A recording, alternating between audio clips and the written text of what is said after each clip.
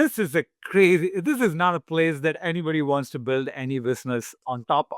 zk, it remains the end game. It's the only logical consequence, how things will be built. This is the paradigm shift that helps understand the zk mental model in its current form.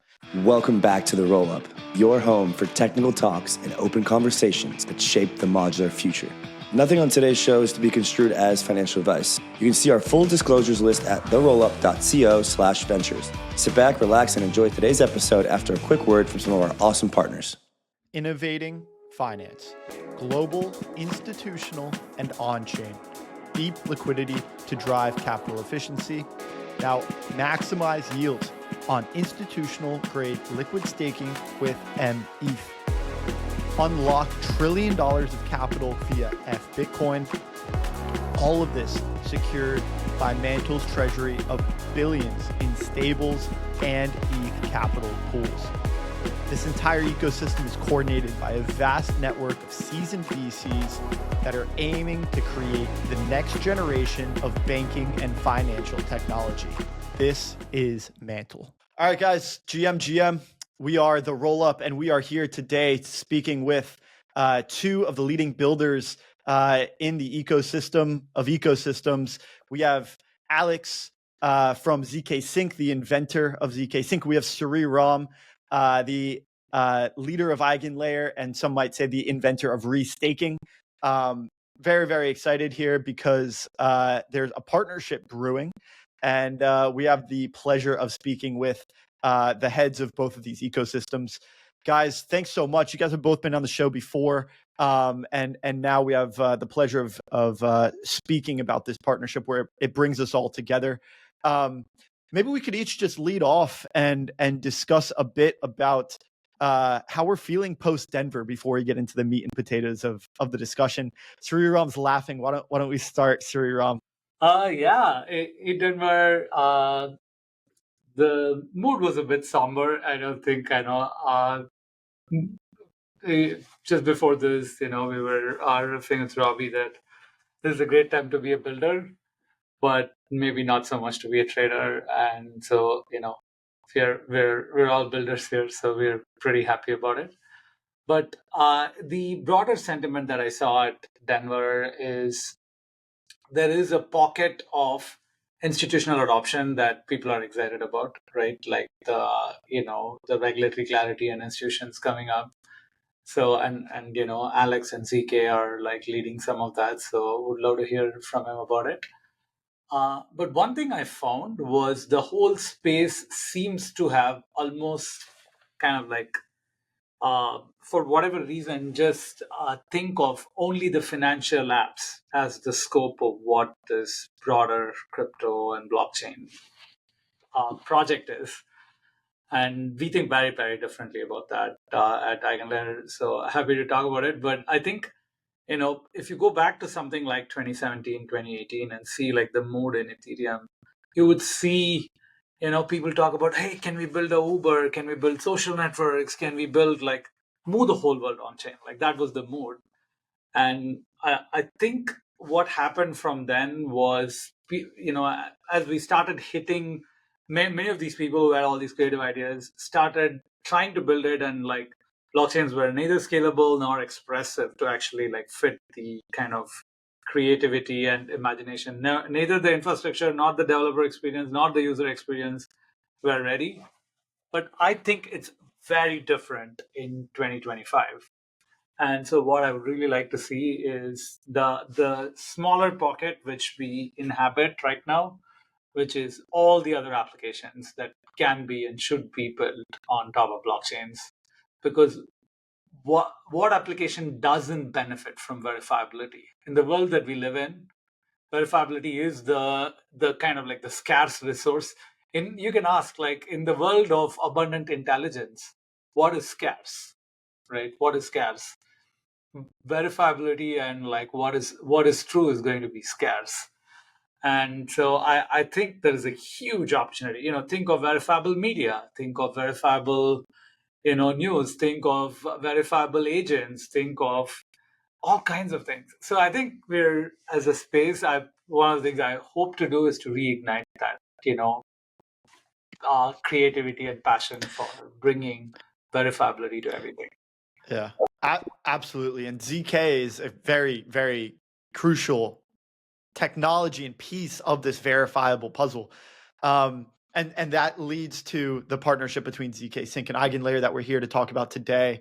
Alex, maybe you could kind of set the scene for, in the context of a verifiable world, why zk is important and why this partnership between zkSync and EigenLayer is important. zk is the way you can scale verifiability of computation. Because in a world without zk, the way you live up to the don't trust verify maxima is that you actually verify everything. So you recompute every single thing that you want to verify, whether it's financial transactions, and we still believe that all of the world's value transactions will come on blockchain, will become Web3 transactions, but also non-financial ones. The computations of some data sets, health information, whatever, like non-financial use cases. You cannot re-verify all of that on your computer. You cannot re-verify even the financial transactions, even what's happening on today's blockchains combined on all of the blockchains. You cannot run it, like every user cannot re-verify, recompute natively or naively re-execute these transactions. So what happens today is people delegate this verification to others, introducing trust assumptions and trusted players. And those players are becoming very powerful politically and economically, and they're starting in injecting the extraction mechanisms economically, and this works against the users. And we're kind of rebuilding the finance 2.0. All of that is unnecessary with zk.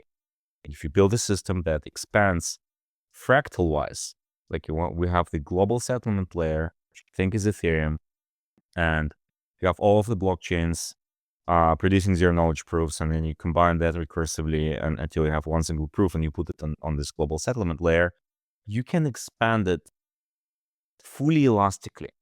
There's no limit on how much computation, how many transactions, how many users you can add to this network. Just like the internet, you keep adding routers and servers and you can expand it infinitely elastically. And the bottleneck for that was that infrastructure was not quite as good. Like if people don't value inherently the let's put it this way, most users don't understand the long tail risks. They don't understand risks at all. If you think of Mt. Gox and FTX and countless billions of dollars broken on bridges operated by custodial entities, people just are taking the risks lightheartedly and just keep using these things because the products that they use there that have these higher risks are just more convenient. They're slightly better as a product at the expense of the risk and cost.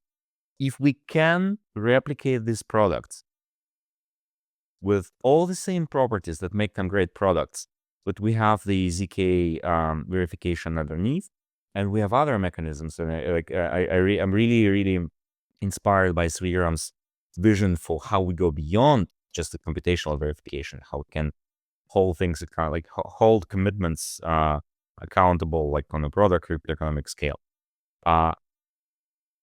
We can build an entirely new world of value, and this is what excites me, and this is what we're working towards, and this is what we will see materializing this year more than in any other year before.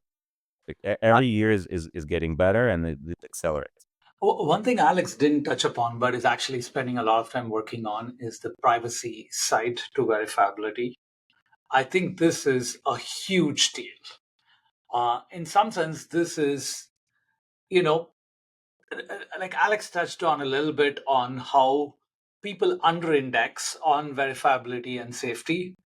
And it's true, right? But I think there are places where people are going to index very heavily on privacy. And I think blockchains, by creating this panopticon in some way that all transactions are public and visible, are going to put a lot of pressure where it's not just consumers worrying about data.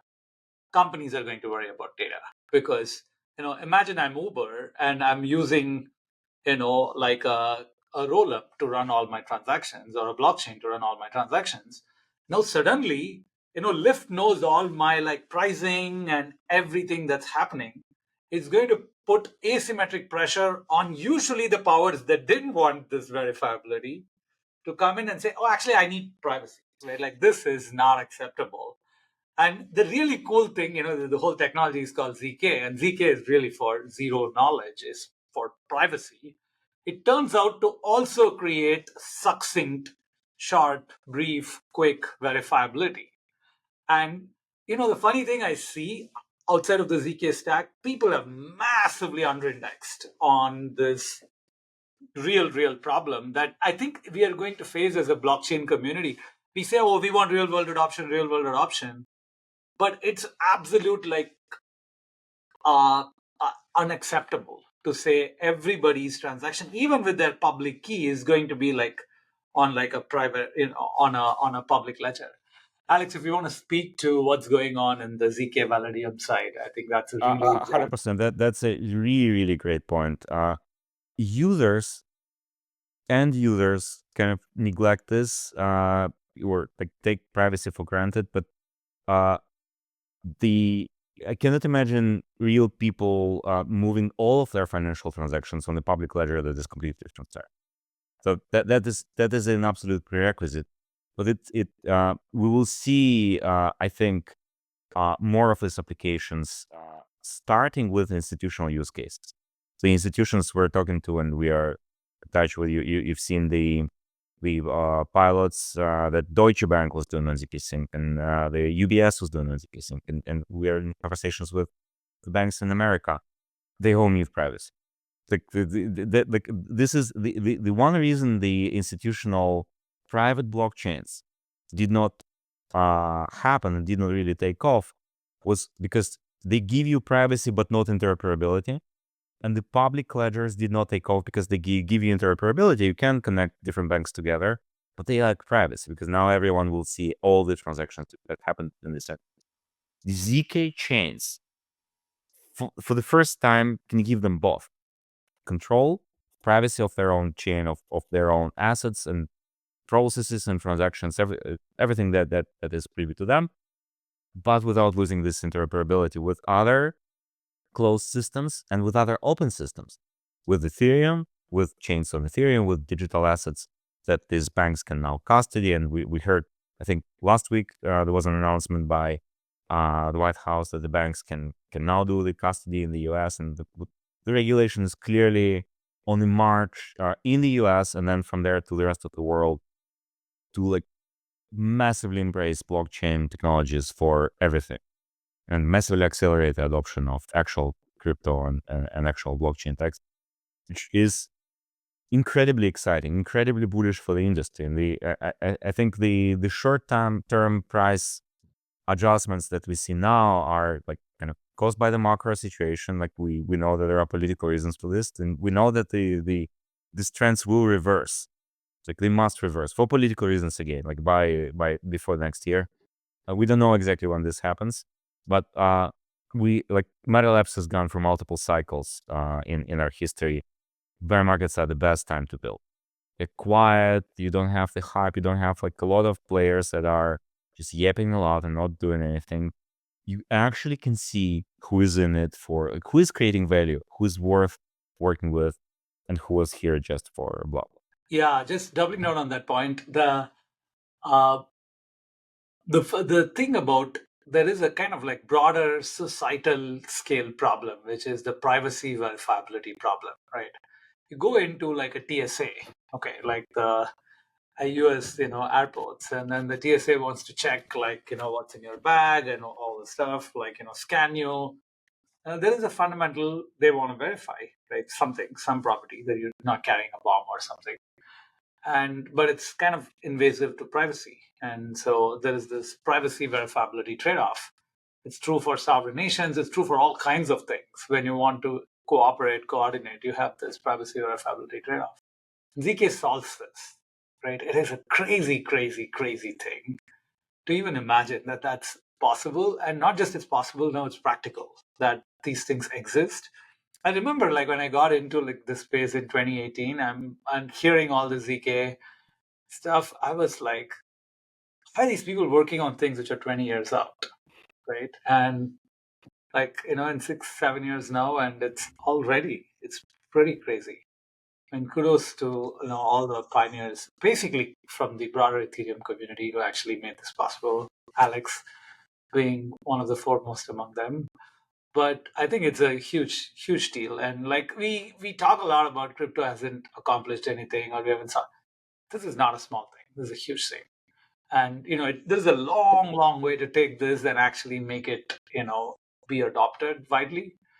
But the technology is here and it's working, and that's not a small thing. And really appreciate Alex taking the lead on this stuff, bringing the zk stack to to these versatile use cases, whether it's privacy, verifiability, scaling, all these things. The other thing Alex touched on a little bit, which I want to just point out here, is in a world with zk, do we need blockchains? I think a lot of people are very confused about these kinds of things. So I want to just like take a moment and explain like what set of things you can verify with zk and what set of things you need other things to verify, right? So I think it's useful. In a world with zk, computation, which is just in some sense a mathematical computational, just can be verified succinctly using cryptography. So that's what the zk technology lets you do. What you cannot verify is there are all kinds of other things. Like one of the things we care about a lot in this space is censorship resistance, right? So I run a server and then I make sure that all the state transitions are valid, but I cannot prove to you that I included all the transactions that ever came to the server. Like this is a proof not of commission. It's not like an error of commission, it's an error of omission, right? I omitted something and you didn't even see it. Like all my state transitions are valid, but now like I can freeze your money, I can do all kinds of things. So, it's not just like freezing your money. So normally we think of censorship resistance as like, oh, there is some state and state or like somebody doesn't allow a user to do something. It's true, and it's super important that we want to protect against it. But the scope of censorship resistance is much, much, much broader. And like I think of, for example, whenever like Twitter used to have an API, right, where anybody can build new and interesting things on top. And in 2014, they figured out the API is kind of like counterposition to their business model. And then that's it. The API is gone. Okay. You raise price, you do something, and then the API is gone. Now, this is not censoring users. I mean, Twitter is also censoring users, which is a separate, including Farcaster, right? So Farcaster gets censored on Twitter arbitrarily because it's a competitor. But you think about the other developers that want to build new and interesting things on top, they get censored. We don't think of it as censorship, but essentially, as a builder building on top of somebody else's system, you have no property rights. You can just be thrown off. Like it's kind of like the way I visualize it. You're building like a store in a mall that you don't own or don't even have a lease for. And especially if your store becomes popular, the mall is going to say it's part of the mall. Like this is not a place that anybody wants to build any business on top of, right? And this is not a small addressable market. This is a massive addressable market because you cannot get funded as a person building on top of Twitter. Zynga built on top of Facebook. They got a bear hug and choked, and if any of you are old enough to have played or known somebody who played Farmville, it doesn't exist anymore. It just vanished, right? Actually, one of the guys behind Farmville is now building Proof of Play, which is a fully autonomous on-chain game, in the Ethereum ecosystem as a rollup. So anyway, so the story there that like censorship is not just about users getting censored, which is a big problem, but not a big addressable market. But a big addressable market comes from other developers cannot get censored for building new and interesting things on top. So when you think about it, you need the correctness of computation, but you also need liveness and censorship resistance. And for that, you need other mechanisms, right? So you need a decentralized blockchain. You need to make sure that if the blockchain, all the validators collude and censor transactions, they'll be slashed, forked, all this stuff. And so that keeps this system. And is okay. So that's one aspect. The other aspect is you think of things like an oracle or a identity or other things, important layers that need to be built on top. But these, for example, an oracle, let's say you were settling a prediction market, right? And you want to know if Trump won the election or not. How do you know if Trump won the election or not? Who certifies it? Which news source do you trust? What is the right oracle for it? On chain, it's not clear what the truth is. Any group that you put may themselves become colluded, right? So you can think of like who watches the watcher kind of a problem. But off chain, we know like there is social truth that, who's the president of the United States has an answer. And so how do you bring these social truths on chain? So these are the complements to the strong objective mathematical things that you can prove with cryptography. The other kinds of commitments, censorship resistance, oracle correctness, identity correctness, all these different things are other kinds of commitments. And how do you build these things in the most robust possible manner? I think this is something that we think a lot about EigenLayer, and also sets the context for what this partnership is about. And to build on top, these are crypto economic functions, and we have verifiability at the forefront and cryptographic functions to enforce verifiability. There are additional assurances around commitments and upholding contracts that require crypto economic security. And we have a balance in blockchains and in zk to leverage both of those technologies for the most robust systems. And I think this partnership is evidence of the complementary and consistency between cryptographic and crypto economic security, because we have zk, which is a hard cryptographic primitive, and then we have restaking, and these two technologies are exemplary of EigenLayer and zkSync respectively. So maybe you guys can talk through. I think Sreeram, you did a tremendous unpacking of the vision of why these things are important. Alex, maybe you could illuminate like how this works and the mission and the goals of this partnership on a more tangible, pragmatic level. At zkSync, we're building the elastic network. So we have created the zk stack framework for building rollups or validiums with zk powered chains, and we're building a network that can expand, that anyone can join, and that creates a space for interoperability within this network, where people can customize the chains. You can, the really, really important property of this network, of this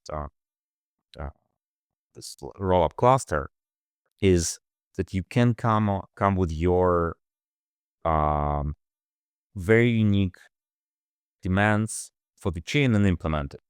You can have a private chain, you can have a public chain, you can have centralized sequencer for high throughput and low latency. You can have a decentralized sequencer with your own token. You can do some permissioning there if it's an institutional chain and so on. And for that all to work, and for this interop to work seamlessly, every single chain has to be a zk chain. So we'll need to produce a lot of proofs. The network is based on a shared construction called the zk router, and we're building a component called the zk gateway, and all of that is standing on the shoulders of the broad decentralized governance.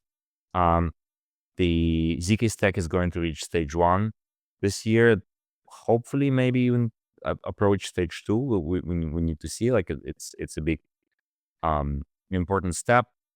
But ultimately, like, the governance has very limited powers. You can think of it as a structure of powers with checks and balances. The governance can propose an upgrade, and then the chains have to accept it, and everyone has to accept it as users. They have time to exit and so on.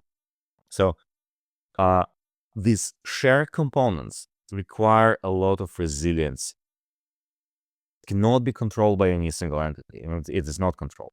Governance is decentralized with close to 500,000 various token holders in the token assembly alone. And then you have the security council, which is hired by the token assembly, and you have the council of guardians, and they have to all interact in order to keep the system live.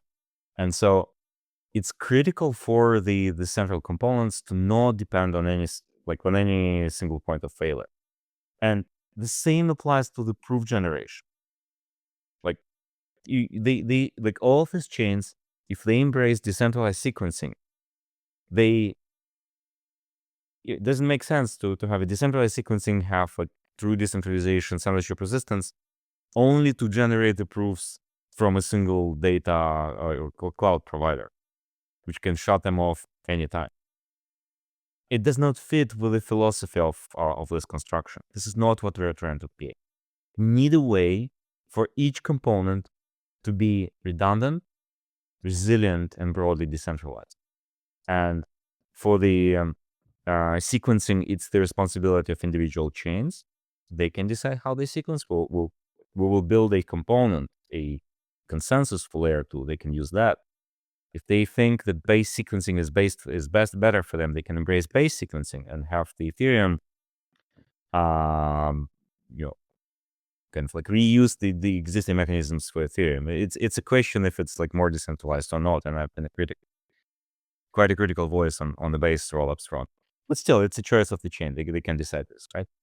But on the proving side, it's hard. Like it takes a lot of infrastructure. Like we help Mantle Labs, we help some of the chains run the infrastructure for them, and we know how much it takes to manage it on like one or multiple data centers from different cloud providers.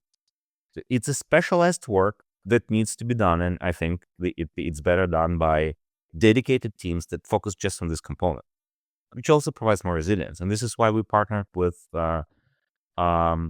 Fermat and Lagrange to create these decentralized networks and to offer them to the chains that can embrace them and decide that they will be generating proofs there.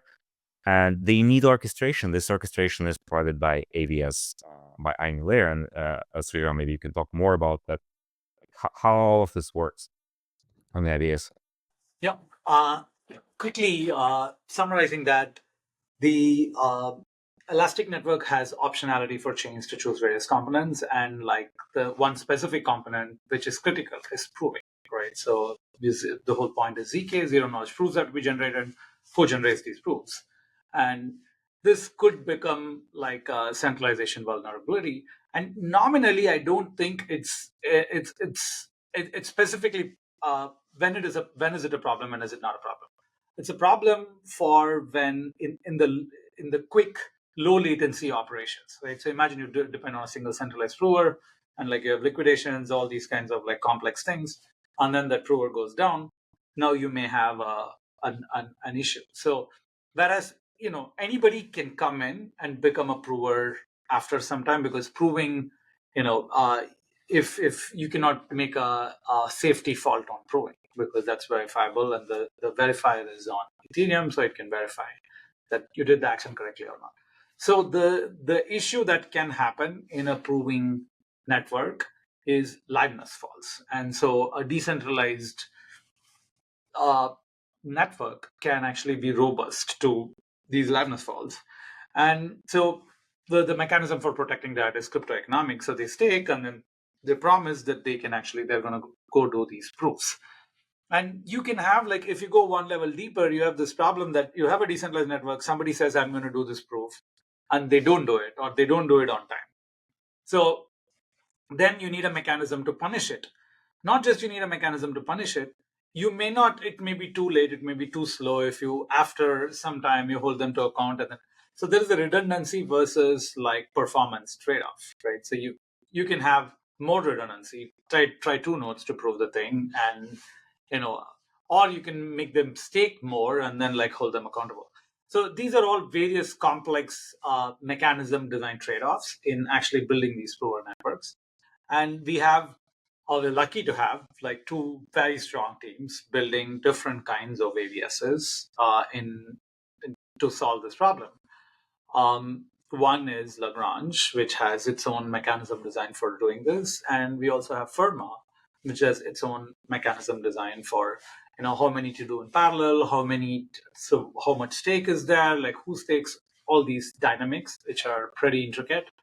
And so that those two networks, this in this broader umbrella partnership, they are being options for decentralized proving for the Elastic network. So Onchain coming in can opt in to one or both to say like, oh, I want to solicit proofs from one or the other, or load balance between them, all these different things over time. So that's the high level idea, is liveness protection with crypto economic guarantees. And especially this is material because in the absence of such economic protection, what you would have to do is to have more redundancy, which is you're paying more cost, because the dominant cost in running a zk network is the prover cost. So you don't want to have too much redundancy, that if somebody can put a lot of money and promise that they're going to do their job correctly, then that's great. So that's the overall structure of what a decentralized prover network is. We have these two different implementations, and really excited to work with zk Stack in showing this specific thing that I just alluded to earlier, which is zk for correctness, safety, and economic security for liveness. And so that's one specific embodiment of this broader trade-off. Redstone is DeFi's modular oracle, supporting over 100 clients on over 50 chains and offering 1,000 assets. Redstone is the leader for Bitcoin staking and yield-bearing assets. They offer the most robust, customizable price feeds available in any model. Join the Redstone exhibition today.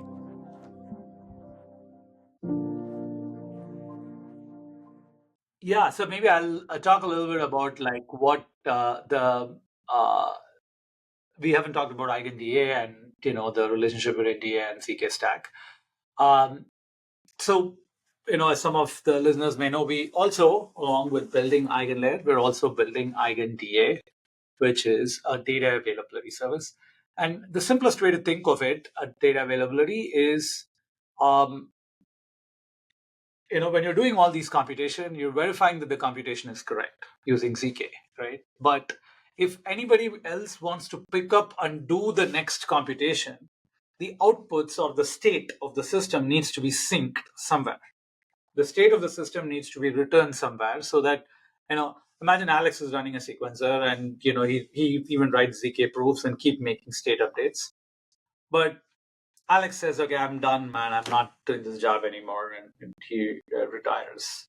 So then, how do you pick up and continue the computation if the output state of the most recent state update that Alex did, if those were synced into a data network that anybody can go and pick up the data from, then you get this property that actually the next guy comes and they can actually sync to the DA, and then they know the state and they can now continue on and making proofs.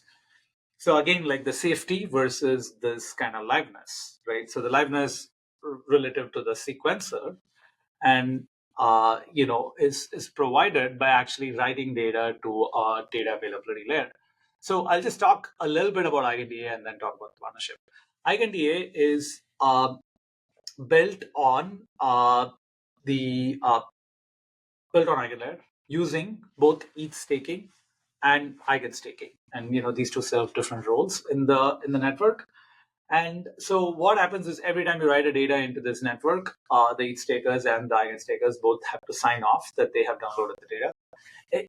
All existing networks other than EigenDA require the nodes that perform consensus, the nodes that sign off on the data, to download all the data. So every node redundantly downloads all the data. And EigenDA is not built like that. EigenDA is built on, so we call this the hyperscale DA. The reason is you have horizontal scaling. That's the exact technical terminology, right? So you take the data, then you break it up into chunks, and then you use this thing called KZG erasure coding. So which is you take these chunks and then create new chunks, which are mix and match of these combinations of these chunks. And then you spread that data all around the network. And these spreaded pieces have the property that even if I only have 50% or whatever fraction of the network, this is a parameter, and I'm able to decode all the data. No bit of data is lost. So any 50% of the network has enough information to decode the entire block. And you can do this in a very, very efficient manner. So without taking too much overhead, you can actually do this. So that is the whole point of KZG erasure coding. And this is in the Ethereum roadmap. This is called donk sharding. And Ethereum, as we all know, is unloved. It moves slow and conservatively, as it should for a base layer. And so what we have done is taken some of those ideas for how donk sharding works, and then built EigenDA as a hyperscale data availability layer. And so, okay, I'm saying all these words, hyperscale and so on. Like, what is the actual numbers? It's running today on mainnet at 15 megabytes per second. 15 megabytes per second. So, bytes and bits, people could get confused. 1 byte is 8 bits. So 15 times 8 is 120 megabits per second. And so this is at least 50x larger than, Ethereum blobs, and 10x larger than other DAs that, you may have heard of. So that's where we are today. We have the ability to scale this another 100x. Because this system, like I said, is fully horizontally scaling. There's no one node that ever needs to download all the data. This is how we hit internet scale in our view, as if you said, oh, this one node needs to know all the data. Oh, I have a big consensus node. Each node needs to download all the data. That's your limitation. So, this is our beef with Solana, let's say, is, so people say Solana is scalable, Ethereum's not. No, actually, Ethereum figured out how to actually make these things scale. Ethereum research, Ethereum engineering is a little conservative on how fast you want to implement these things. What we've done is just take all those great ideas and just build it, right? So that's how EigenDA works. It's completely horizontally scaled. There's no one node that needs to download all the data. We can scale this another 100x. There's no theoretical limit to it. It's just how many more nodes, how much is the bandwidth of each node. Instead of being limited by the bandwidth of each node, you're limited by the total bandwidth of all the nodes, which makes the system just keep scaling. So that's the kind of cool part with EigenDA. And so we're super excited that this is, again, a very strong complementarity, because zk gives you the safety, DA gives you the liveness. And now, you pair these two, you can, you get a very, very strong system. This resonates really well with people with projects we're talking to who are building on the Elastic network, or who are considering different Rollup clusters to join. One of the requests we hear is we want to have optionality on the DA side. We want to be able, we see the developments of EigenDA and similar projects, and we believe that it can be a lot more innovative than what currently can get on Ethereum, or what we might need in the future.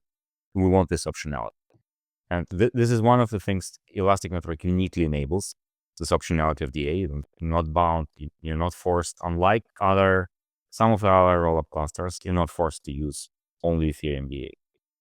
You can pick This comes from a very, very specific architecture design that zk stack chose. I don't know, Alex, you want to talk a little bit about state diffs and how this allows for this, different things to be run on different DAs. I can try to explain. It's a bit technical, but yes, it took a very deliberate architectural choice. If you are building your rollups as you publish inputs of transactions, which is what all the optimistic rollups do today. Publish the inputs, the transaction data itself. Then the only way for you to reconstruct the state of this rollup is to actually execute all of this transaction. It's whoever is getting the DA updates has to get all of them for all of these rollups, in order to be sure that all the interactions, the interop between the rollups, is valid. If you miss just one of them and you get a message from this rollup, there's no way for you to check whether the message is correct. You need to verify, you need to re-execute all the other transactions, and you don't have the data. This forces these optimistic rollups to kind of either separate the rollups, or the chains in the systems, into two classes: first class citizen just publishing data on Ethereum. All of them are kind of the same, and you can only publish on Ethereum because that's the only way to ensure that everyone will always get them if you're also synchronizing with Ethereum full node. And then the second class citizens were like kind of like, you just have to trust us.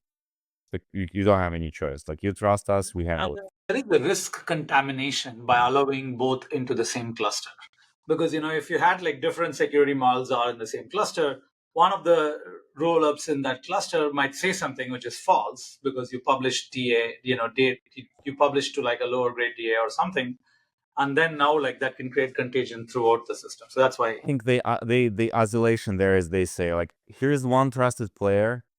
Everyone who wants some custom data, you just have to try, you don't have any say. You give up your sovereignty to this one guy who's going to provide, like, who's going to tell the rest of the world what you want. He's going to speak on your behalf.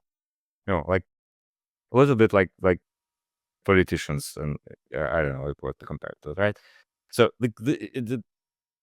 this forces you, either you be like everyone else and you use Ethereum, or you just use this delegation of power to us. What you can do in the Elastic network is you can choose your own data availability. And then if you made a bad choice and your data availability solution fails, it affects only you. It does not affect anyone else. Because all of your messages, all of your interactions with the rest of the network are zk proven. So they are guaranteed. Like we get the message, we know for a fact that this was correctly executed on your chain. Even if this data is not available to the rest of the world, your chain will freeze, but it won't affect the rest. The rest will like properly handle it and everything will work fine. So you can decide, like, you can start with Ethereum data availability, but then switch to EigenDA and continue with EigenDA, and like everything is going to be fine. You can do this choice anytime. It's very powerful. Gives a lot of power to the chains, a lot of flexibility, a lot of freedom and sovereignty to the chains who join the Elastic network. They don't join something where they submit to and give all the sovereignty away.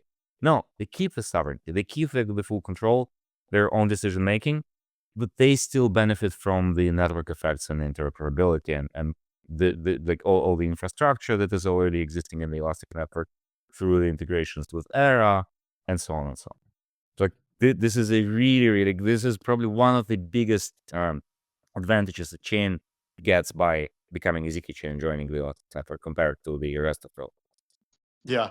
And I think this illustrates a mental model that we've adopted on the Rollup, and I've talked a lot about. And it's this transition from a hierarchical view, layer 1, layer 2, layer 3, 4, 5, so on, to one of zk everything. zk states kind of just floating in the void, and connecting those via our interop solutions, such as zk proofs sending back and forth between one another, verifying those on the destination chain, having insight on to the origin chain via that zk state proof.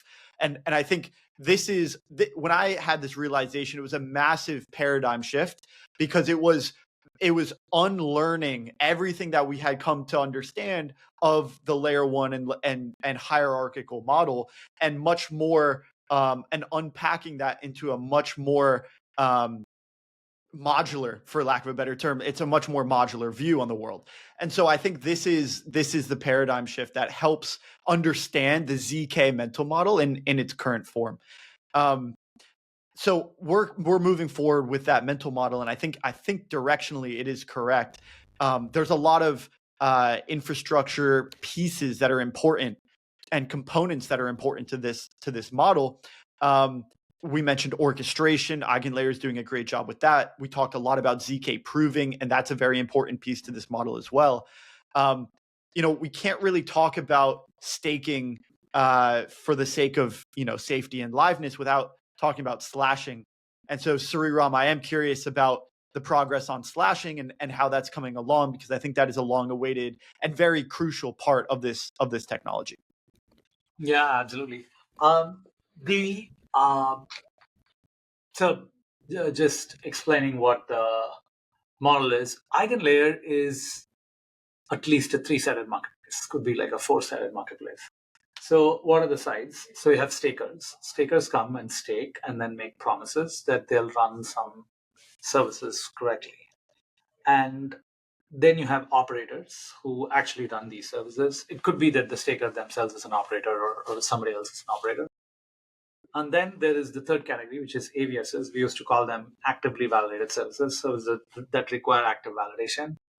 And we've renamed it to autonomous verifiable services. Autonomous because you're not asking any one person to do anything. Anybody can stake and keep the service running.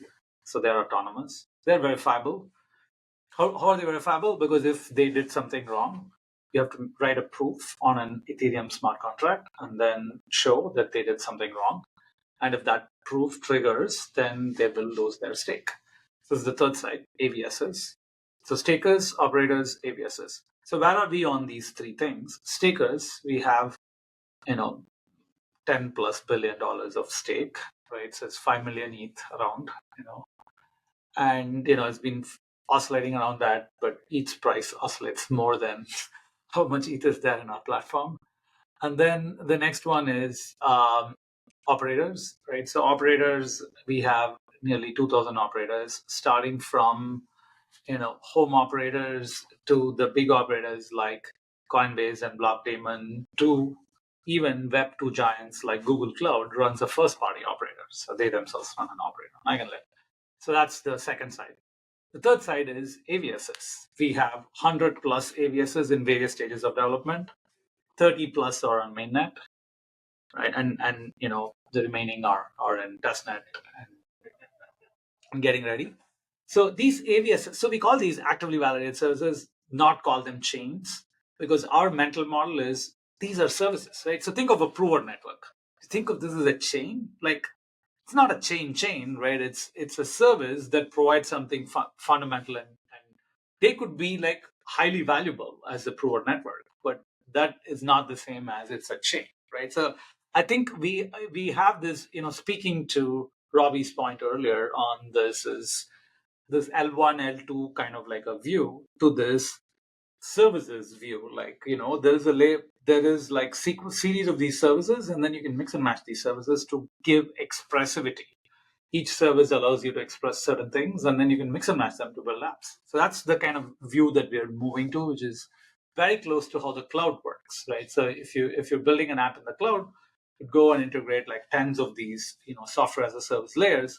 These SaaS layers are themselves built on a cloud, like the Amazon Web Services. And so there's a similar model, I think, that we will see here. And there's no layers in the SaaS. Like any SaaS can depend on other SaaS in some very complex generic way. Okay, so that's the AVSs. And so that's where the ecosystem is. And in terms of what EigenLayer does, it does like the orchestration between these different sides, right? Bringing stakers, operators, AVSs, creating binding conditions and agreements between them. And one of the agreements is like, hey, if an operator violates, runs malicious software, whatever, and tries to attack a service, they have to lose their bond. And so that's called slashing, right? And slashing is not yet on mainnet. So the whole ecosystem is on the mainnet. You can recruit stakers, operators, and run a service and pay for it, but you can't slash them. Okay, so right now that's where we are right now on the mainnet. On testnet, we have had slashing live for now like more than 3 months. And there is a huge audit competition going on right now in Cantina, the largest audit competition with $2.5 million prize for anybody who can kind of find bugs. We fully expect and hope people will find all kinds of bugs and take advantage of this big bounty. But that's going on. And once the audit is completed and we have high certainty, we will go on mainnet with slashing. To set the expectations, people think, EigenLayer doesn't have slashing as a problem. No, it's very hard for AVSs to build slashing. Okay, so just want to calibrate the expectation here. Because why? And as an AVS, what is it that you're trying to do? You want to offer a useful service. So the way we think about what an AVS's life cycle is, an AVS first comes and builds something people want, right? You have to build a service that somebody wants to use. So you have to build that to be useful. Then you think about what is the economics of it, right? Initially, we don't even think about it. We're subsidizing the economics initially, right? So our stakers are basically getting Eigen token rewards. That's how the whole ecosystem is running right now. But so initially subsidize everything so that, you don't, as an AWS, you don't have to think about or worry about like, how am I going to bootstrap my economics? Already there's a group of stakers and operators, just come in and build something people want.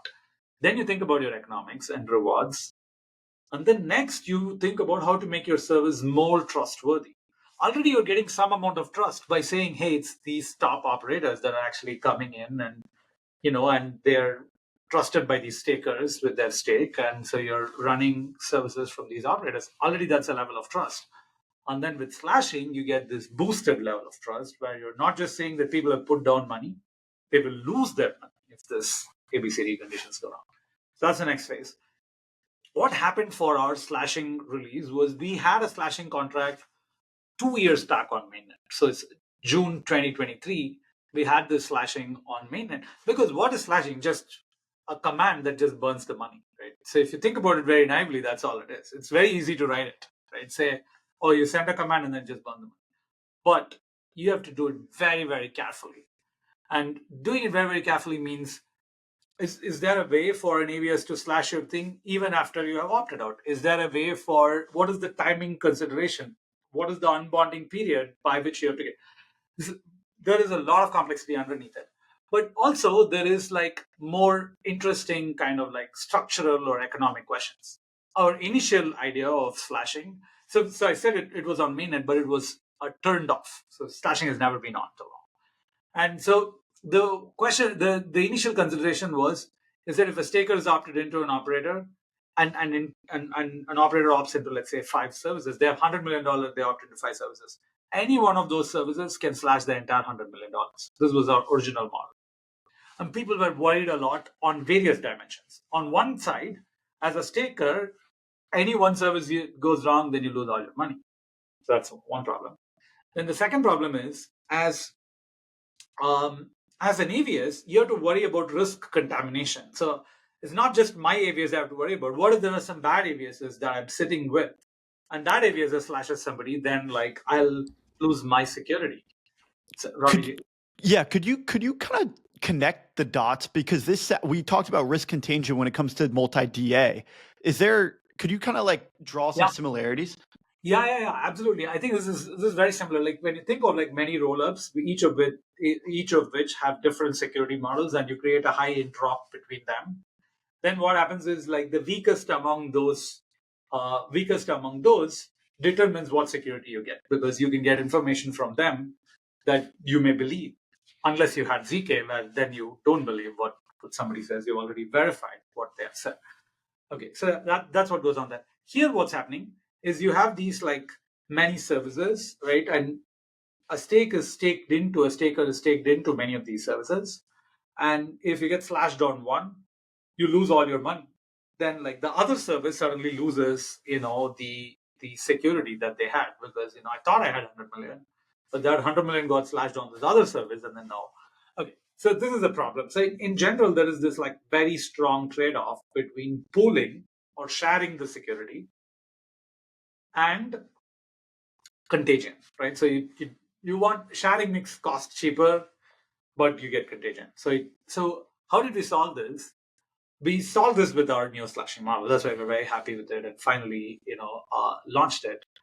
The way slashing works in this thing is we call it unique security. Unique security is, as a staker or operator, let's say you have 100 million and you opt into 5 services, then you proportion how much of that security you're allocating to each one of this, right? So you say, oh, I'm allocating 30 million to this Lagrange, and like 25 million to Fermat, like all of this. So you can allocate that very granularly on a week by week or an epoch by epoch basis.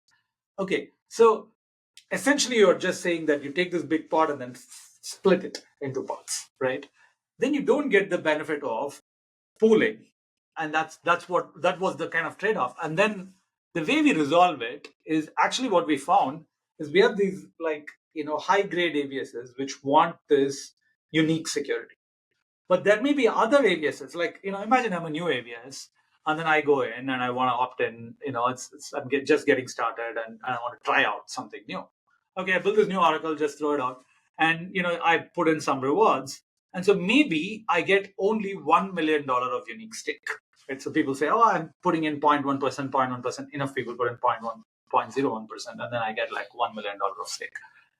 And normally, if you had only $1 million of stake, anybody can come in with $1.1 million of stake and completely take over your network. That's what happens if you just had 1 million. But what we have is we have two dimensions. One dimension is called unique security, and the other dimension is called total stake. Total stake is if I'm an operator, I have $100 million of stake, but I've only allocated 1 million slashable stake, but I still have 100 million stake. It provides a degree of Sybil resistance and a capture resistance. So imagine $20 billion of total stake opted in, but only gave $1 million of like slashable stake. Now to take over the quorum, I still need $21 billion to take over the network. Okay. So you will only get slashed 1 million, but you can't like just cheaply attack the network without raising $20 billion of capital. So now we provide a very strong protection to the long tail of services, which all can just spin up and like keep running. And like a high grade service, like let's say Uniswap or somebody wants, or Layer 0 wants, or Infura wants like exact measurable security with no contagion. They'll say, I only count unique security. And these tail end of services can say, I count total security. And so we solve the problem kind of like to our heart's satisfaction in that sense. And it also prevents this. Once we had the risk contagion in our previous design, we said, oh, you need to have a slashing veto committee. And somebody like Alex or even myself is too cringe for us to think that there's a kind of committee that is going to decide what goes on, right? So this is our North Star, is we want to build self-enforcing systems, right? And we're practical to say like what is the degree of security we are at each point, but the eventual goal is these should not have to exist. And with unique security, you opt into an AWS, you're potentially going to lose it if that service goes wrong. That service has its own veto committee or whatever, I don't care. But there's no global, universal, committee to decide like what goes on with everybody. And this makes everything way more permissionless, scalable, all of that. So that's why we're very excited. It took a long time for us to figure this out. How do you solve this fundamental tension between no risk contagion, but also some amount of shared security? And now I think we solved the trade-off. Now we're good to go on mainnet soon. On behalf of all of the stakers in EigenLayer, thank you for doing it this way and launching it in testnet and proving it out and testing it right before launching it on mainnet and allowing a risk contagion to get into the entire system. I think, it's such early days that it's important to do these things right, more so than to do these things quickly and put billions of dollars at risk. Guys, I really appreciate you taking the time and spending it with us today. Alex, I want to give you the last word as we wrap up. We talked about Slash and we talked about all these things and how they fit together. Maybe you can take us home through the finish line and round out the conversation as it pertains to the partnership between zkSync and EigenLayer. We are extremely excited. I found it really, really interesting how it works. We are expecting a lot of our partners also to be interested in that. The chains that are running on the Elastic Network is growing. We have big chains, as you probably know. We have Abstract is doing a fantastic job now with onboarding new users. Alliance is launching soon. We have these institutional partners that are exploring things like with pilots from UBS and Deutsche Bank. And Era is doing a really good on institutional front as well with over $2 billion worth of our real world asset, which is second only to Ethereum itself. I think $4 billion. So Era is definitely going to use the services for the proof generation. I basically expect all of the shit. Like I cannot think of a reason why not use this service if you're doing the Elastic Network, except maybe for some very specialized institutional partners who want to control the full stack of their operation. So really excited. I fully agree that zk remains the end game. It's the only logical consequence, like how things will be built, and it takes the proper architecture. We've been very consistent about this, and I think the market signals kind of can obfuscate it for a short period of time. Long term, the right things still